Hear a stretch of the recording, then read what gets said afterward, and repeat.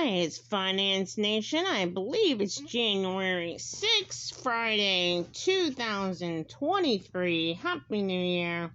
So, I just wanted to highlight how you do stuff not to do it. Possibly, I'm just figuring out a way to summarize this. I was writing down stuff. I was having a highlight at work, and I'll get to that, and you'll be able to tell what it was. But, like, you clean up after you make a mess just to make another mess, just like brushing your teeth and then eating again. You know, time and time again, we're doing stuff like this over and over again throughout our lives.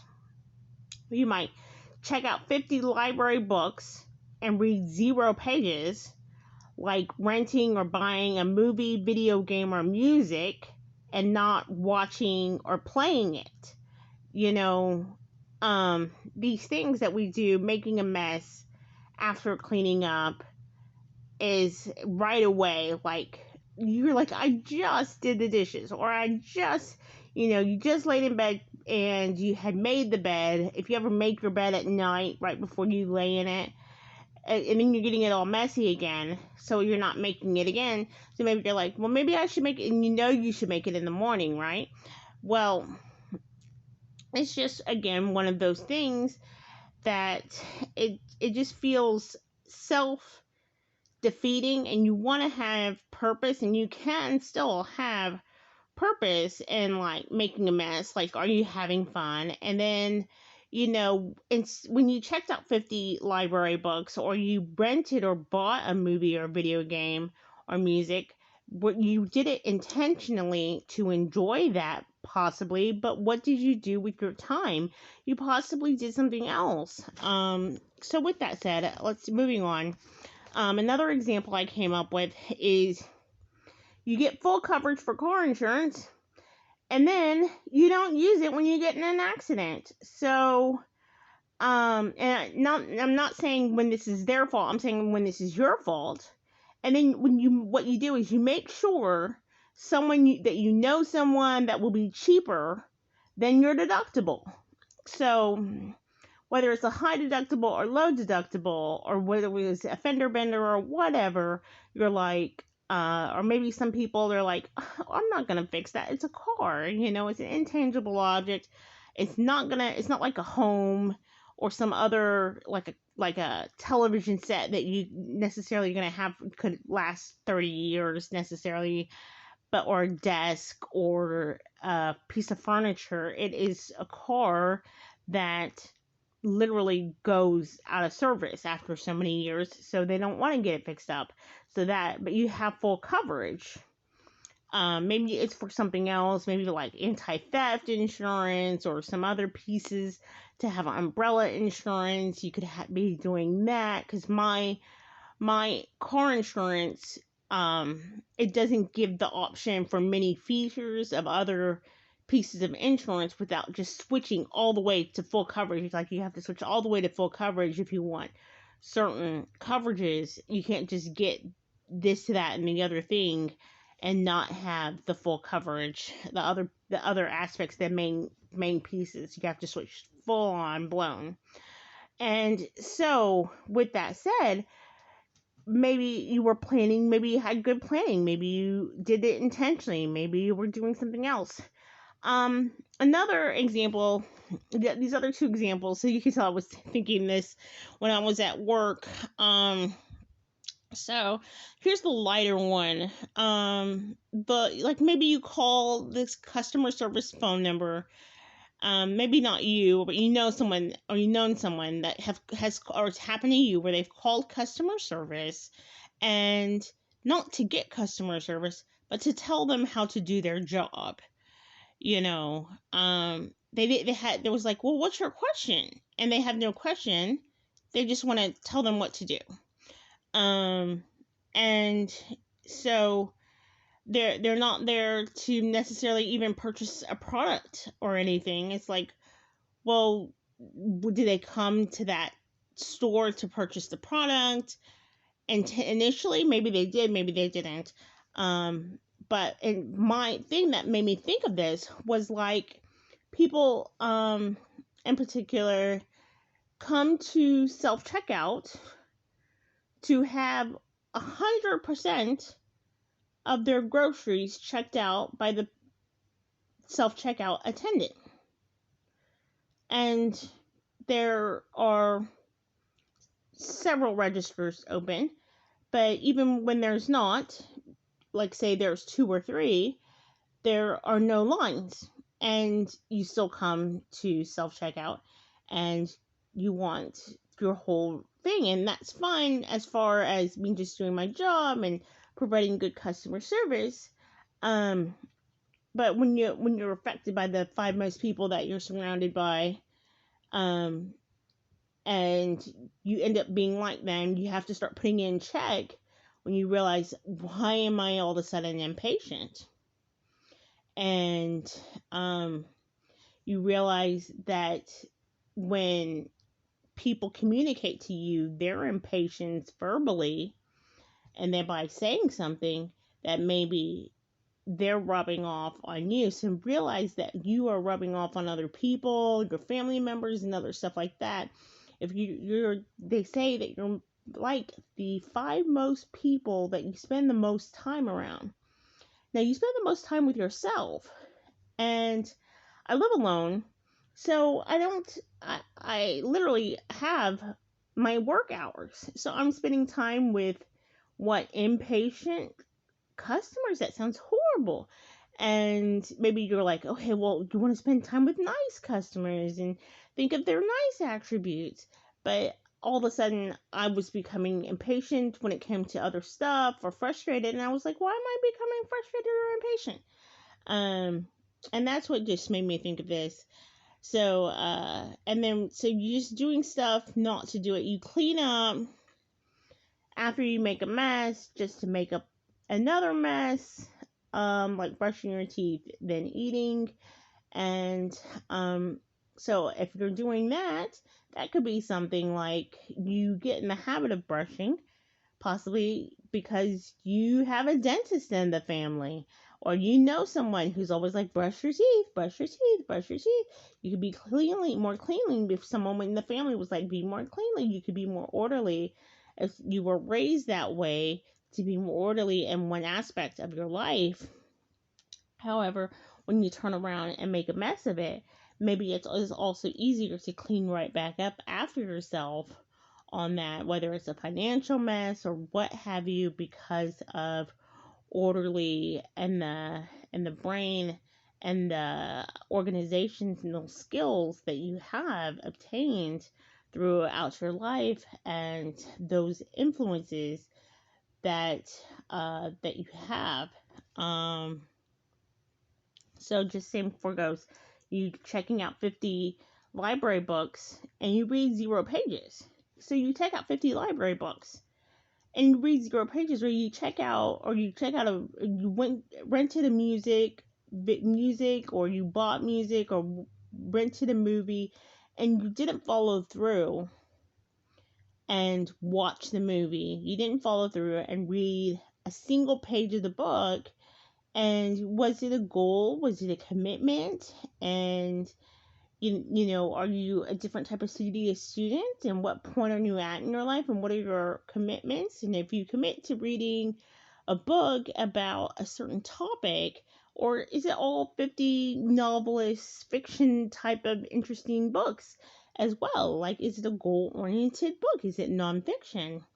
And is that going to be a little bit enticing for you? Is it not going to be enticing for you? And so, what kind of influences does that have on your life? And what type of people does that affect you? And so that was also what was happening to me. I was reading. I mentioned that because I do read a lot, but I had checked out like 10 or 15 books. Some of them were rechecked out. So I had already read several of them, but I do tend to check out books again and reread them. But this time I had checked some out. I had read pages throughout different books, but I hadn't read so many of them.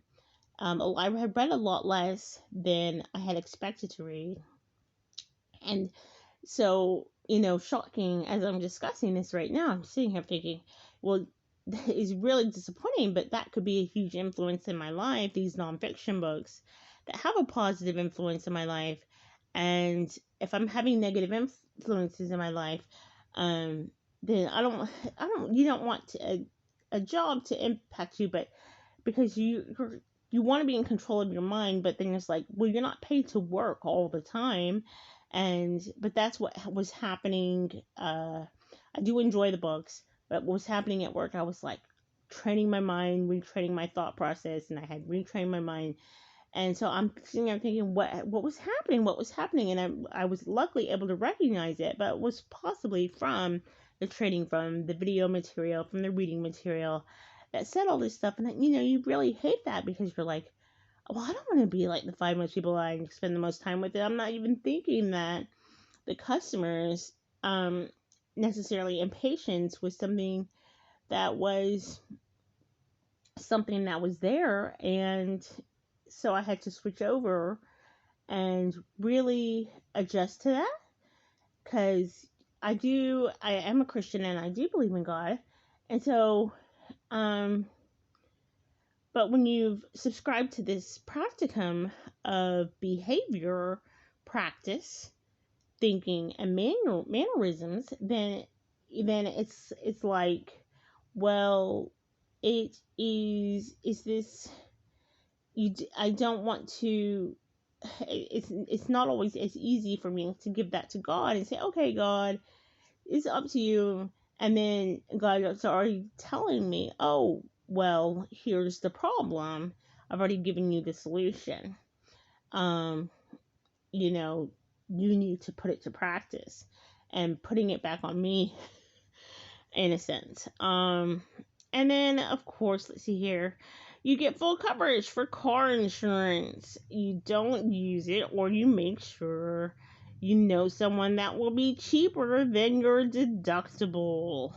So that could be for even like homeowners insurance. You could be the handyman in the house and all of this other stuff, and it could be cheaper than your deductible and your homeowners insurance for you to do all the stuff to pay for the parts, and to maybe you own a business, and it's cheaper for you to to possibly get someone in there yourself, or how to negotiate even another handyman. Handyman's in the business, and negotiate a handyman to get in there for less than $1,000 deductible or $10,000 deductible than what it would be to get whatever, for all the parts of whatever happened in your homeowner's insurance as well.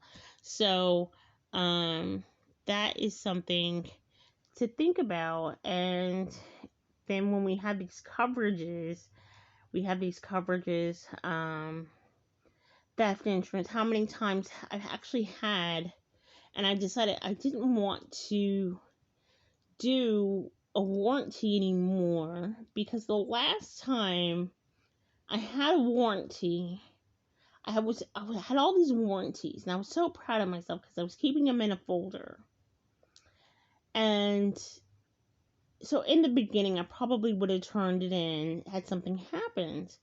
But as time went by, I think it's like 2 or 3 years now, and I'm like, I think it almost went out, and I thought it was broken, but it was like a K-cup holder, not a Keurig, but a different machine, like a copycat machine.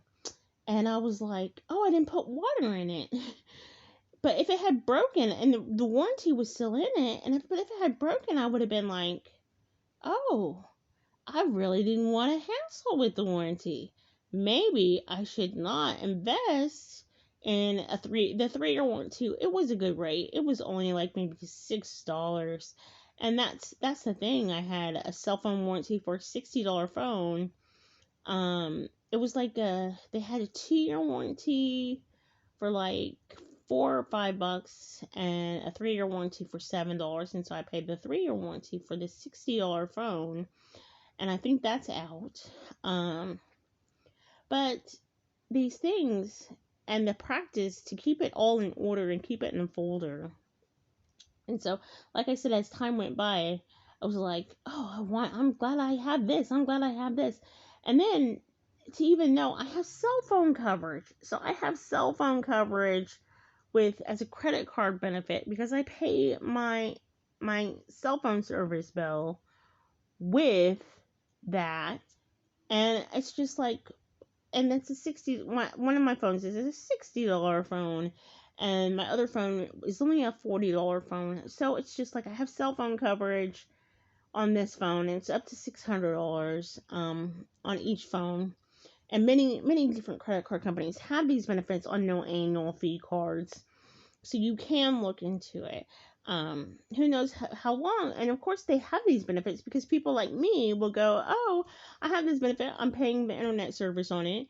And when my cell phone broke, what did I do? I said, I didn't even remember at the time because the phone didn't cost that much, but um and then that would have been another thing. Had I been a scarcity and didn't have a bunch of money sitting within an emergency fund and all that other stuff ahead of me, then I probably would have been like, oh, I know I have that benefit, maybe, but what good does it do? It was only that phone was a lot cheaper, so but it is frustrating. It is frustrating.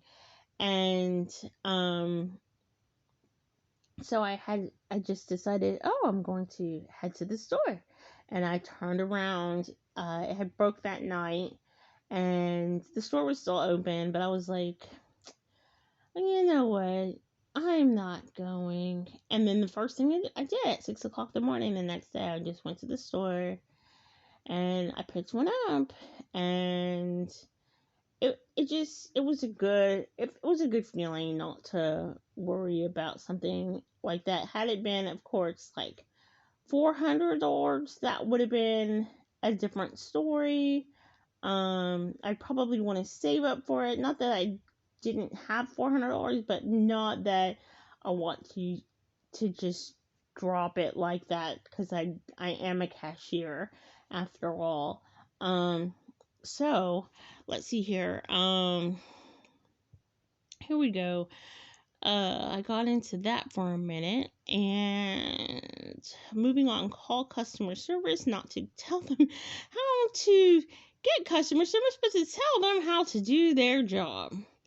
I'm sure that happens to some people, some places, and it might not even be the fact that it has anything to do with your place of business.